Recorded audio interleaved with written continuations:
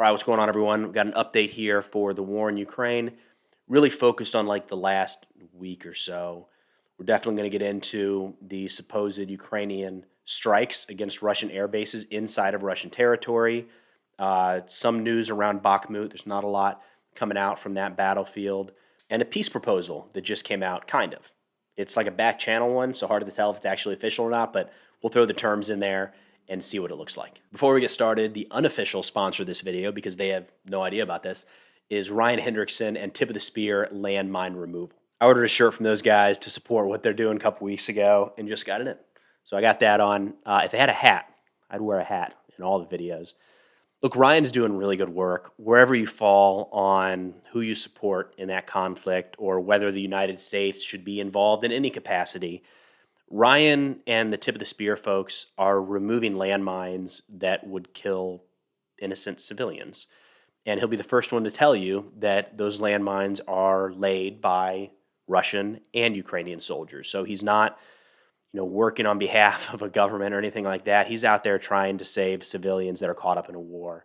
And he's doing it all on his own dime. So great guy, great mission, truly saving lives. And he doesn't have to do that. He could be very comfortable back here in the United States. So I'll link Ryan's channel in the description below. If you want to buy a shirt, that's awesome. If you want to support him, that's awesome. But at the very least, follow his social account, see what he's doing, share what he's doing with other people, because I think it's really cool. It's really cool that he's putting himself at risk for people he doesn't know. So that's the unofficial sponsor of this video. And with that, we'll jump into updates about Ukraine. All right, starting out with a pretty big one here. There were potentially Ukrainian strikes on Russian air bases pretty deep inside Russian territory earlier this week. I say potentially because Ukraine has not confirmed whether this was them or not. Russia has. Russia blamed Ukraine, specifically cited the use of UAVs. But just to be safe, we'll say potentially. However, it does make sense, and I'll get into this later, that Ukraine would carry out these attacks. So on Monday, December 5th, the air bases at Ryazan and Engels were attacked. Then on Tuesday, December 6th, an airfield at Kursk was hit. Those are all marked on the map here. Each of these air bases has been used to attack targets in Ukraine since the start of the war.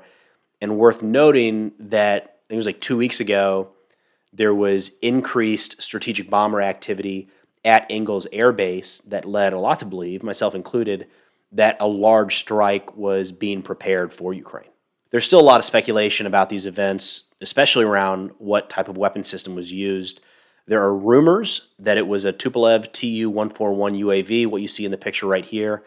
That's a Soviet-era reconnaissance drone, but there hasn't been any, at least from what I can tell, debris recovered from any one of those sites to point definitively to this versus, say, something else. These Tupolev drones are old Soviet systems built in the 1970s.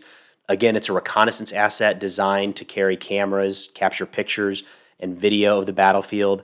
Not an explosive payload, but where there's a will, I'm sure there's a way. They have a range just over 600 miles, which means they could strike any one of the 3 targets from inside Ukraine. So it's not like this would be completely out of left field. The capability has been there. Now, when we look at the satellite imagery that you can see here, or pictures from the ground that I'll show in a second, there doesn't appear to be any significant cratering on the airfield, which does lend some credit to the idea that it was a Tupolev being used potentially without any added explosive charge. I mean, those things are 50 feet long, so even without any sort of explosive payload crashing into something, especially a fuel truck or an aircraft, it's going to do some damage. In terms of battle damage assessments from the strikes, it sounds like at Kursk, it was just fuel that was burned up. It was a fuel dump that was hit. And then at Engels, I believe it was, Russia said that 3 service members were killed, 4 were wounded, and a Tu-22 bomber was damaged. That's what you see in the pictures here.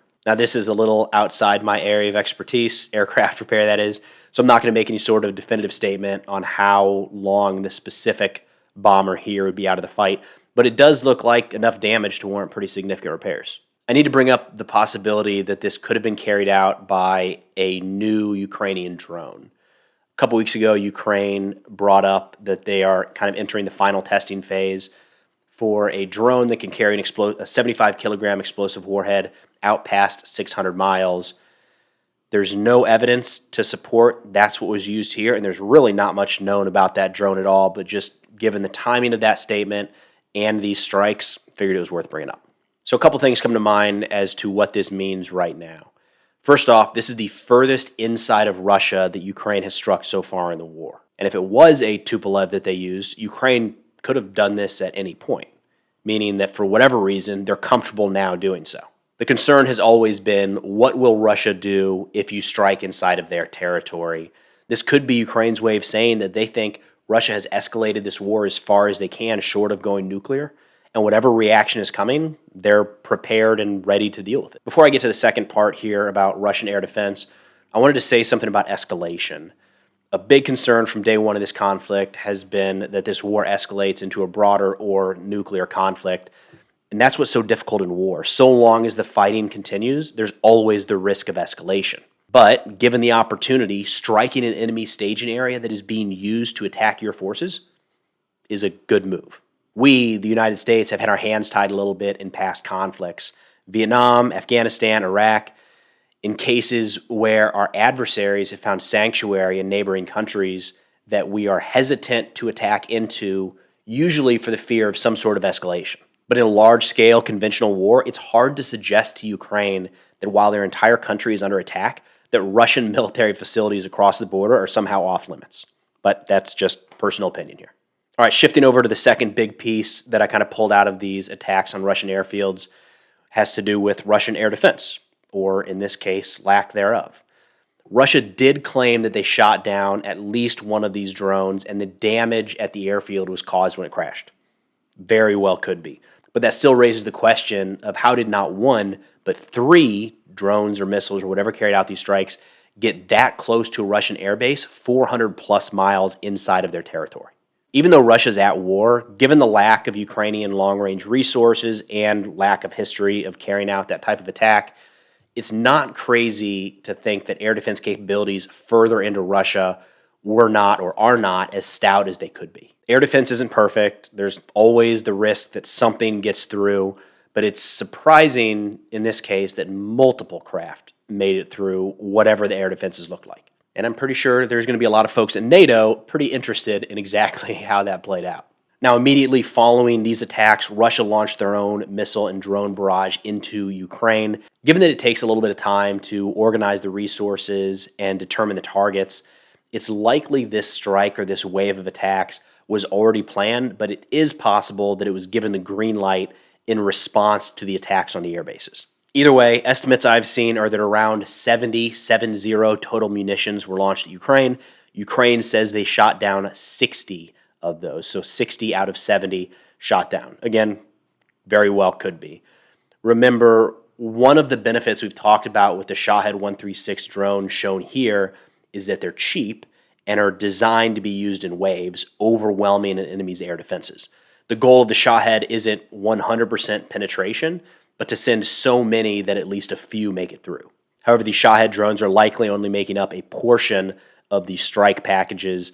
There are consistently reports of KH-101s, those are the air-launched cruise missiles, Calibers, those are the sea-launched cruise missiles, and Iskanders, those are the short-range land-based ballistic missiles, all being included in these strikes on Ukraine. Now, shifting over to the situation on the ground, not a lot has changed. Lines haven't shifted too awful much over the course of the last couple weeks. The fight around Bakhmut appears to be the focus of the two ground forces, and it's just as nasty as ever. I've heard mixed reports claiming between 100 and 400 KIA per side per day at Bakhmut.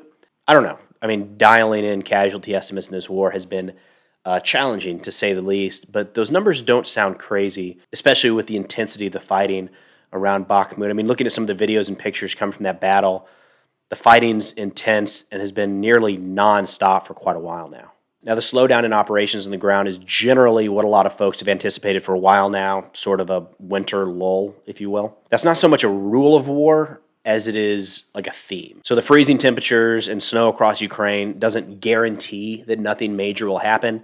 It's just historically, armies' war tends to slow down during the winter months. There's an argument to be had for which side is better prepared to fight in the winter. It's kind of tit for tat and probably something that's better done like at the individual unit level as opposed to comparing an entire army to another. Finally, wanted to get into a potential peace deal I heard about this week. It was tied to an article in the National Interest that I'll link below, and they refer to it as more of an ultimatum for Russia than anything.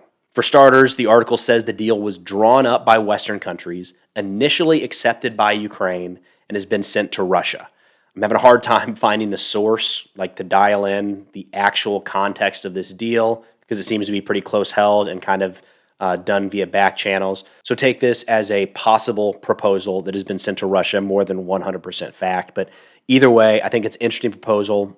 Let me know what you think. It calls for a cessation of hostilities, a withdrawal of Russian troops from Ukraine, including Donetsk and Luhansk. The question of NATO membership for Ukraine will be tabled for 7 years. A 100-kilometer security zone will run along the border of Russia, Ukraine, and Belarus, policed by 6 Western countries. Crimea will become a neutral area, and the Russian Navy would leave the Black Sea. All right, I know there's a lot to unpack there, and no, I don't have any more details on any of it. This was very high level in the article, so I have no idea what the terms would look like around a neutral Crimea, for instance. That seems pretty wide open in a lot of ways. But you get the gist. This is kind of what they're looking at. The shelving of NATO for 7 years is interesting. It kind of feels like we're just kicking that down the road a little bit. It'll still be a hot topic then, and it's hard to believe that all parties involved will come to such an understanding over that time period to where NATO membership is either no problem for Russia or not an interest for Ukraine. The other piece that I think will stand out to a lot of people here is the proposal for a neutral Crimea. The argument in the article is that Crimea today is considered Ukrainian territory annexed by Russia. So if it moves neutral, Putin could potentially claim that as like a sort of victory back home. I don't know. This whole thing seems to really hedge on the idea that Putin is either out of options or running out of options when it comes to the war. I'm not sure that's the case, or if it is, I'm not sure he's ready to do something like, how about ceding the Donbass? That was one of the reasons he mentioned going to war in Ukraine in the first place, was to liberate those people. I feel like it might be a challenge for him to walk away from that now. I don't know, but interesting that these talks are ongoing, at least at some level. But yeah, let me know what you think about that peace proposal. All right, that's all I got for now. I'll see y'all next time.